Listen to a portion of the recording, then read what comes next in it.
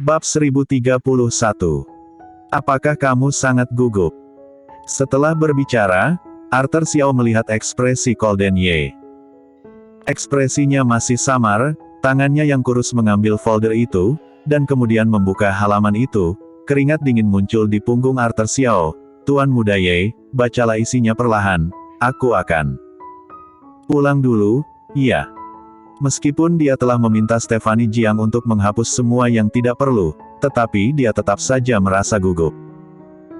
Lagi pula, sangat memalukan sekali untuk menceritakan hal-hal ini ke dalam kata-kata.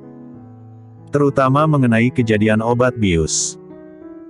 Pada saat itu, Stephanie Jiang memintanya untuk menceritakan ini seolah-olah ini adalah cerita orang lain, untuk tidak gugup, dan ketika dia mengatakannya, dia merasa seperti mengulangi apa yang dilihatnya.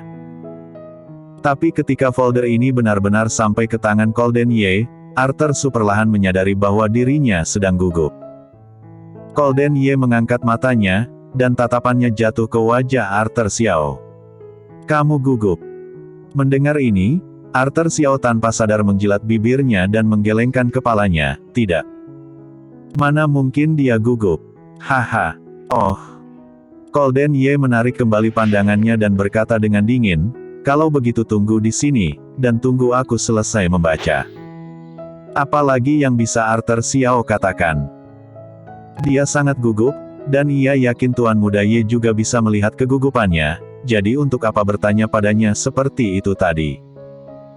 Dan dia tidak bisa menjawab kata-kata Tuan Muda Ye, dia sangat gugup. Bahkan, dia tidak yakin dengan informasi tersebut.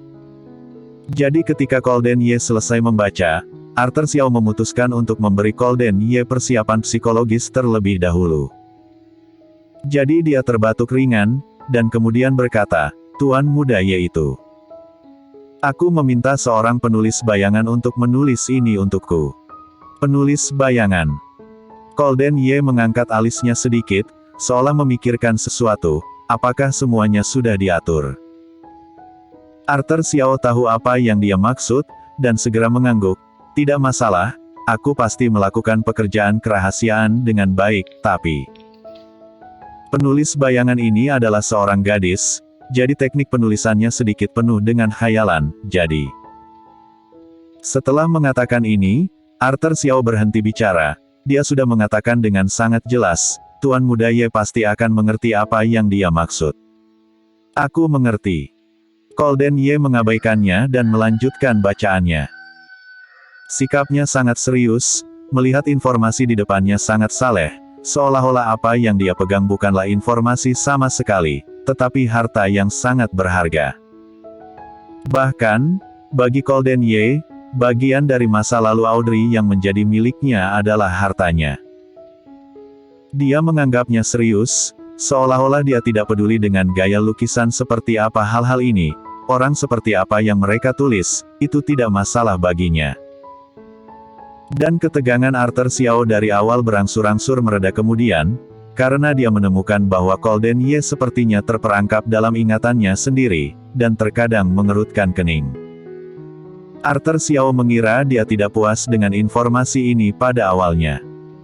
Ketika dia ingin menjelaskan, Golden Ye tidak memarahinya lagi, dan terus menunduk dengan cemberut. Setelah itu, Arthur Xiao melihat bahwa alisnya berkerut semakin dalam, dan bahkan bagian tengah alisnya mengembun dengan udara. Hati Arthur Xiao seakan tenggelam ke dasar laut. Mungkin dia tidak bisa melarikan diri kali ini.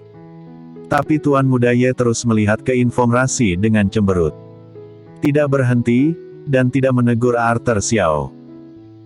Berdasarkan apa yang dia ketahui tentang Tuan Muda Ye, Arthur Xiao melihat lebih dekat, dan dia menemukan bahwa mata Tuan Muda Ye memiliki fluktuasi yang cukup besar, meskipun mereka tampak tenang di permukaan. Artinya, dia telah bersama Tuan Muda Ye untuk waktu yang lama sebelum dia bisa melihat ekspresi di matanya. Apakah pikiran Tuan Muda Ye sedang terjebak dalam masa lalunya? Sepertinya tatapan pembunuhnya itu, bukan karena dirinya, melainkan karena kenangan masa lalu, bukan? Bukankah seharusnya begitu? Arthur Xiao akhirnya sedikit tenang. Waktu berlalu, Ruang baca menjadi sunyi, dan Golden Ye terperangkap dalam ingatannya sendiri. Melihat bahwa dia tidak memiliki perilaku abnormal lainnya, Arthur Xiao secara bertahap menjadi berani, dan hanya berbalik, menemukan kursi dan duduk. Kemudian, mengeluarkan telepon. Dan pada saat ini, tatapan Golden Ye menyapu ke arahnya, dan gerakan Arthur Xiao dengan telepon membeku. Namun, Golden Ye tidak peduli, setelah menatapnya sesaat, dia menarik kembali pandangannya. Segera setelah itu, Arthur Xiao mendengarnya berkata, "Pergilah, berkeliling di sekitar sini." Arthur Xiao segera berdiri, "Baiklah kalau begitu, aku akan kembali lagi nanti." Setelah meninggalkan ruang baca, Arthur Xiao merasa bahwa udara di luar lebih baik daripada di ruang baca, tapi bagaimana bisa Tuan Muda Ye memintanya keluar dengan baik-baik? Lupakan saja, dia akan kembali setelah jalan-jalan. Bagaimanapun, Tuan Muda Ye memiliki pemikirannya sendiri. Mungkin karena Arthur Xiao terlalu ingin pergi dan tidak menyadari keanehan Golden Ye saat menutup pintu ruang baca. Setelah Arthur Xiao pergi, Golden Ye yang duduk tegak, tiba-tiba mengangkat tangannya dan mencubit pelipisnya dengan keras. Dia tidak membaca apa yang dituliskan di folder itu, tetapi dia tidak melupakannya. Golden Ye mengerutkan kening tanpa sadar ketika dia memikirkan bagaimana dia menikah dengan keluarga Ye dan menderita eufemisme itu. Segera setelah itu, beberapa potongan gambar yang rabun muncul di benaknya, seperti TV yang rusak. Gambar-gambar itu muncul dari waktu ke waktu, dan kemudian dengan cepat menghilang. Ini membuatnya sangat jengkel. Mengenai ingatan dia dan Audrey Han, Golden Ye memiliki keinginan yang kuat untuk mengingat, dan hanya bisa terus-menerus memaksa dirinya untuk mengingat adegan yang dia lihat, berharap dia bisa mengingat sedikit lebih banyak. Dengan cara ini, Golden Ye telah berjuang dengan gambar memori yang dengan cepat menghilang. Ini tidak mudah, tapi ia bukanlah orang yang mudah menyerah. Perlahan-lahan, kepala Golden Ye mulai sakit lagi. Keringat dingin menyebar ke seluruh punggungnya, tetapi di musim dingin, dia mengenakan mantel, jadi dia tidak bisa melihat kemeja putih rapi di bawah mantelnya basah kuyup. Hanya keringat dingin yang keluar dari dahi, menetes di sepanjang wajah tampan, meluncur di tepi dan sudut, menetes di bajunya. Kepalanya benar-benar sakit. Tangan yang kurus itu masih sibuk membolak-balik folder, melihat ke halaman berikutnya. Ketika dia melihat Audrey Han dibius oleh penjahat keji itu, dia sangat marah sehingga rasanya ingin membunuh penjahat itu. Namun, ia lebih banyak menyalahkan diri sendiri karena dia tidak merawatnya dengan baik sejak awal, yang membuatnya menderita luka-luka ini. Pada saat ini, Audrey Han juga sedang bermimpi. Dalam mimpi itu, dia kembali ke masa ketika dia baru saja menikahi Golden Ye, kemudian mengulangi hal sebelumnya lagi. Ketika dia bangun, keringat dingin membasahi punggungnya.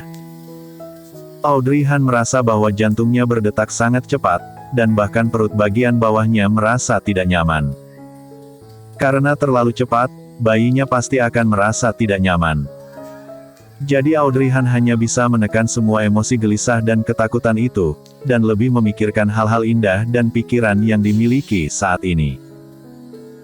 Perlahan-lahan, napas Audrey Han menjadi stabil, dan pakaian di tubuhnya basah kuyup dan dia tidak bisa memakainya lagi, jadi dia harus bangun dan mengambil baju baru dari lemari dan mengenakannya. Ruangan itu sunyi, tidak ada suara sama sekali. Audrey Han ingat bahwa dia tertidur di ruang tamu. Dia tidak ingin langsung tidur karena dia makan banyak di siang hari, jadi ketika dia kembali, dia pergi ke ruang tamu untuk menonton TV dan tertidur di sana. Bersambung.